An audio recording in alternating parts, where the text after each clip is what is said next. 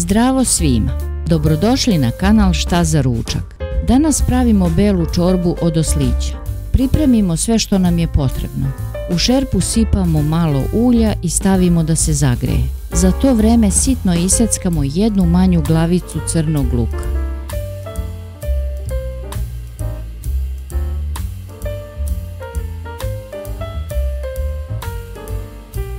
Pola šargarepe iseckamo na tanke kolutiće. Drugu polovinu narendamo.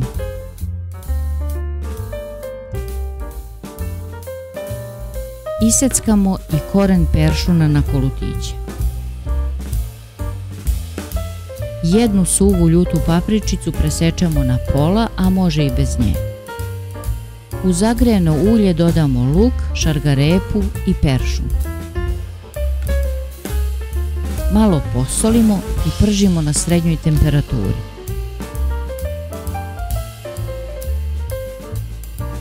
Kada sve omekša, dodamo oko 1,5 litar vode, jednu kašiku suvog začina, 3 lista lovora, nekoliko zrna bibera i ljutu papričicu.